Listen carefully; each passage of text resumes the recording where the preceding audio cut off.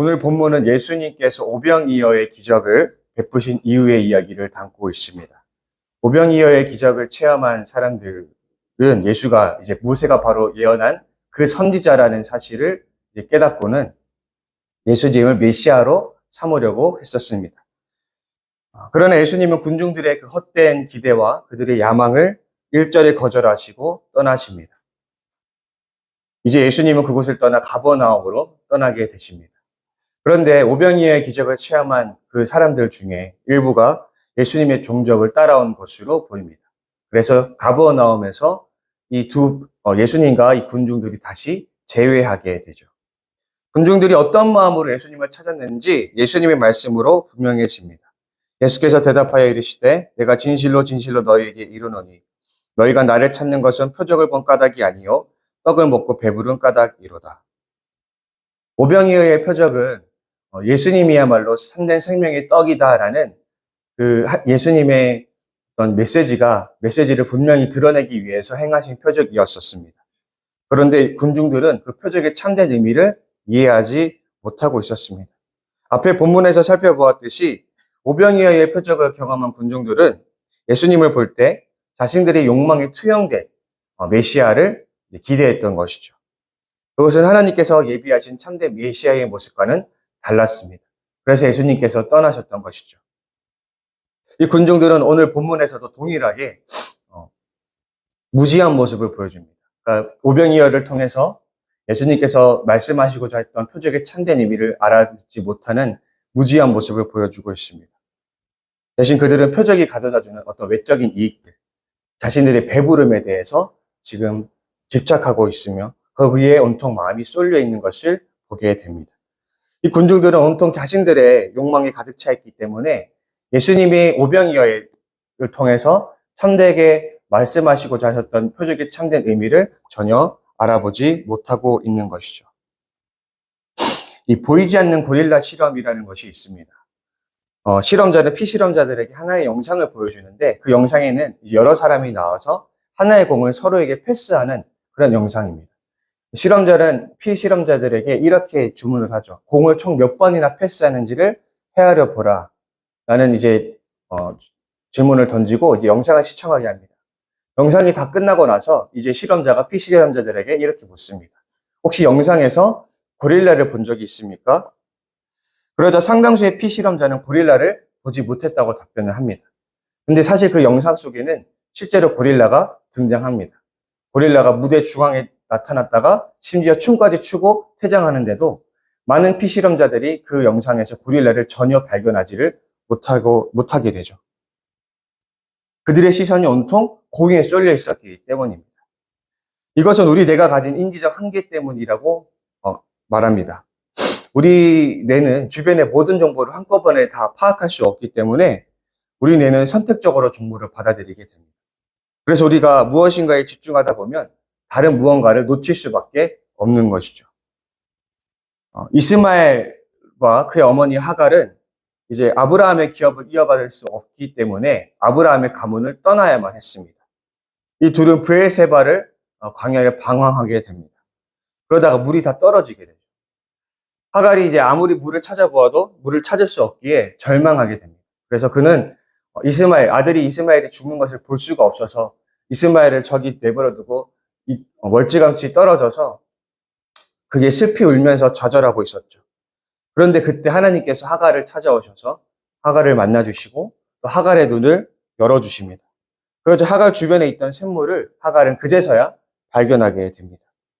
그런데 생각해보면 사실 그 샘물은 하갈의 곁에 쭉 있었던 것입니다. 그러나 하갈은 그 샘물을 보지 못했습니다. 왜냐하면 그 하갈이 자신의 그 어떤 절망적인 상황에 너무 몰두했었던 나머지 주변을 둘러볼 시야가 제한되어 있었기 때문이죠. 왜 우리는 하나님의 뜻을 알 수 없을까? 왜 성경은 하나님의 뜻을 끊임없이 계시해주고 드러내주는데 왜 우리는 때때로 하나님의 말씀을 이해하지 못하는 것일까? 그것은 우리의 시야가 다른 곳을 향해 있기 때문입니다. 우리의 시야가, 우리의 어떤 영적 시야가 우리의 현실, 우리의 어떤 상황들, 우리의 문제들, 또는 우리의 욕심들에 초점이 맞춰져 있기 때문입니다. 우리 앞에 닥친 그런 것들에 우리가 너무 가까이 들여다보게 되면 우리는 주변에 있는 그 옆에 있는 하나님의 손길을, 하나님의 계획을 볼 수 없게 되는 것입니다. 여러분들이 가진 그 문제들, 현실들, 그 욕망에서 조금은 거리를 둘 필요가 있겠습니다. 우리 눈앞에 닥친 일들을 우리가 바라볼 때 너무나 그것에 몰두한 나머지, 그것을 절대화해서 너무나 가까이 몰두한 나머지 우리가 하나님의 뜻을 잃어버리는 그런 실수를 해서는 안 되겠습니다.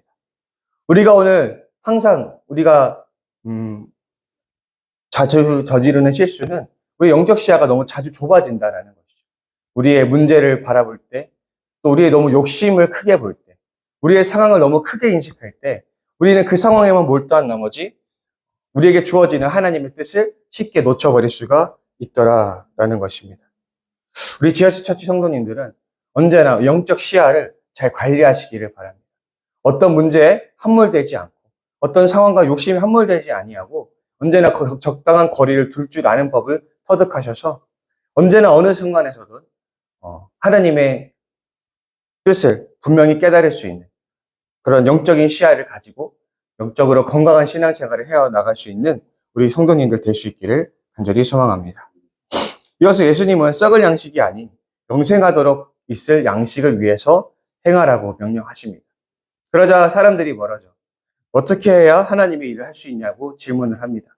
그러자 예수님은 하나님이 보내신 자신을 믿는 것이 바로 하나님의 일이다라고 이야기를 합니다. 그러자 또 군중들이 이번에는 당신을 믿기 위해서 어떤 표적을 우리에게 보여줄 수 있느냐라는 표적을 요구하게 됩니다. 그들이 요구하는 표적은 이스라엘이 과거에 먹었던 만나에 대한 표적입니다. 이 유대 근동 문화에 따르면 유대인들은 마지막 때, 종말의 때에 하나님께서 다시 한번 만나를 부어주실 거라, 내려주실 거라고 기대했었습니다.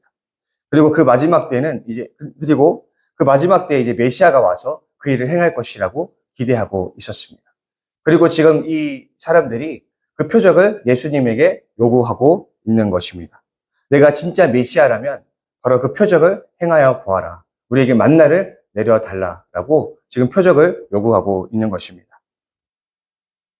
그러나 예수님은 전혀 다른 말씀을 하십니다. 오늘 군중들이 모세가 내려주었던 그 육적인 양식을 바랬다면 예수님은 그와 전혀 대조되는 참된 떡을 이야기하고 계십니다. 여기서 예수님은 그 유명한 자기 선언, 요한복음에서만 등장하는 7가지 자기 선언 중에 첫 번째 선언인 나는 참된 생명의 떡이다라는 선언을 하고 계십니다.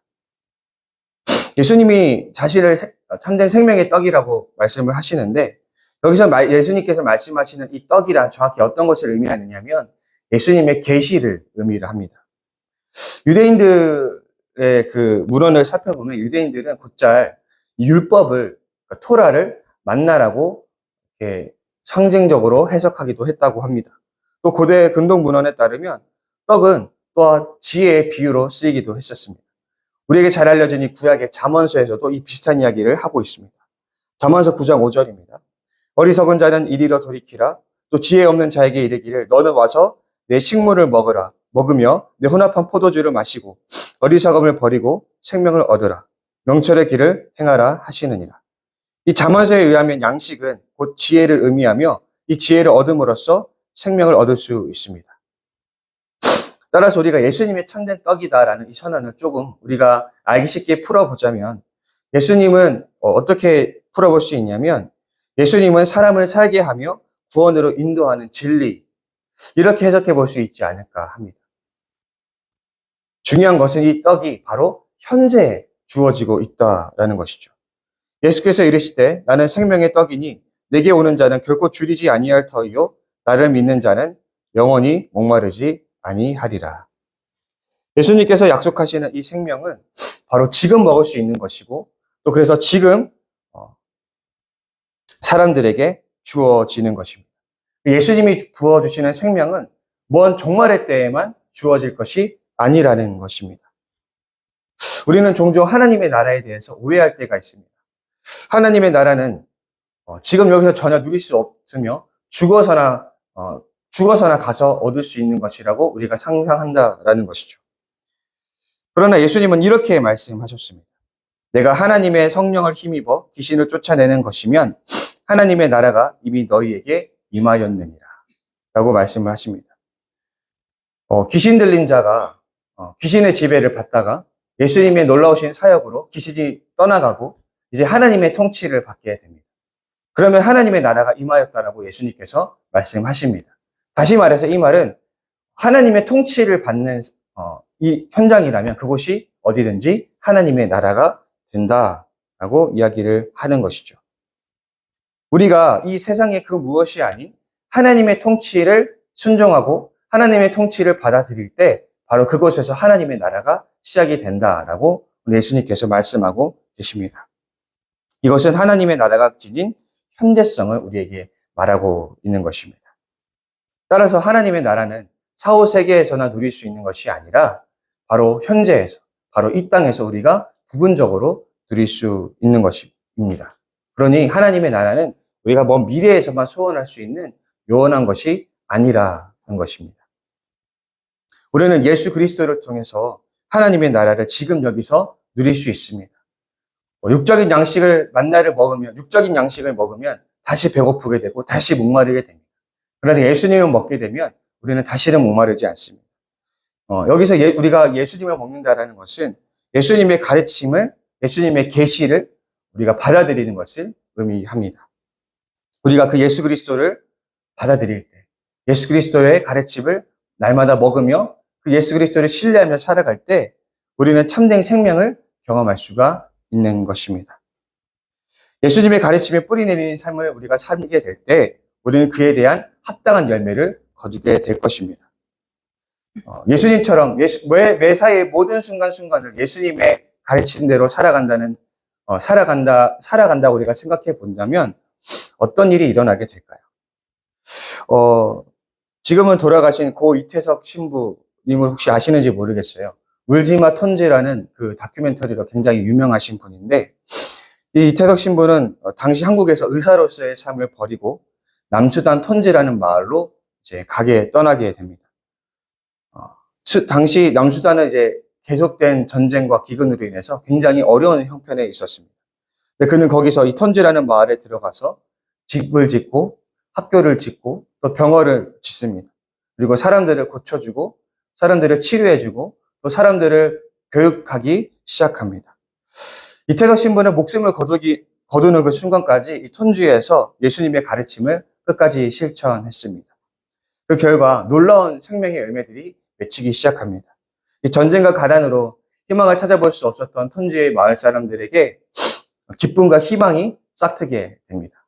치유와 회복이 일어나게 되고 마을의 생기와 활기가 다시 돌아오게 됩니다. 이태석 신부의 사랑과 헌신을 받았던 이 아이들은 커서 제2의 이태석 신부가 되어서 그들이 또 다시 받은 사랑을 흘려보내는 사람들이 됩니다. 그래서 이태석 신부의 그 사랑을 받았던 톤지 아이들이 다시 열심히 공부해서 의사가 되어서 저는 또 이태석 신부처럼 또 다른 곳으로 찾아가서 그곳에서 받은 사랑을 전하겠다라는 그런 인터뷰 내용을 본 적이 있었습니다. 실로 아름다운 생명의 선순환이 일어나게 되는 것을 우리가 보게 됩니다. 새로운 생명들이 싹트게 되는 것입니다. 예수님의 그 계시를 받아들였을 때, 예수님을 신뢰하고 예수님의 삶과 가르침을 받아들였을 때에 그것이 싹 틔우는 생명의 힘을 우리도 사모할 수 있었으면 좋겠습니다. 우리가 예수님의 가르침대로 살아갈 때 예수님의 생명을 얻을 수 있고 예수님의 생명을 전할 수 있고 또 그것이 또 다른 사람 누군가를 살리고 또 새로운 생명을 또 싹 틔우게 하는 놀라운 예수님의 가르침을 우리가 사모할 수 있었으면 좋겠습니다. 우리 모두가 이 생명에 대한 갈망이 우리 안에서 싹 틔울 수 있기를 간절히 소망합니다. 그리고 바로 여기서 그 생명을 경험할 수 있는 우리 모두가 될 수 있기를 간절히 소망합니다. 여러분, 예수님을 믿으시기 바랍니다. 예수님의 말씀 안에 거하시기 바랍니다. 예수님의 말씀을 실천하시기 바랍니다. 우리 평생의 삶에 거쳐서 이 생명을 맛보며 하나님의 나라를 누리는 우리 지하처치 성도님들 다 되시기를 간절히 소망합니다. 아멘. 우리 시간 함께 기도했으면 좋겠습니다. 기도하실 때 우리 지하처치의 1월을 하나님께 맡기며 나아가고 있는데 하나님, 지하처치 1월을 주님께 올려드립니다. 주님 이 사역을 인도하시고 이끌어 주시옵소서. 위에서 기도해 주시고 또 우리 지체들 가운데 아픈 지체들, 또 경제적으로 어려운 지체들 주님 위해서 기도합니다. 주님 그들을 붙잡아 주옵소서 위해서 기도해 주시고, 또 각자 가지고 나오신 기도 제목이 있으실 것인데 우리 시간 주기도문으로 함께 신앙 고백하시고 기도의 자리로 나아가도록 하시겠습니다. 하늘에 계신 우리 아버지, 아버지의 이름을 거룩하게 하시며 아버지의 나라가 오게 하시며 아버지의 뜻이 하늘에서와 같이 땅에서도 이루어지게 하소서. 오늘 우리에게 일용할 양식을 주시고 우리가 우리에게 잘못한 사람을 용서하여 준 것 같이 우리 죄를 용서하여 주시고 우리를 시험에 빠지지 않게 하시고 악에서 구하소서. 나라와 권능과 영광이 영원히 아버지의 것입니다. 아멘.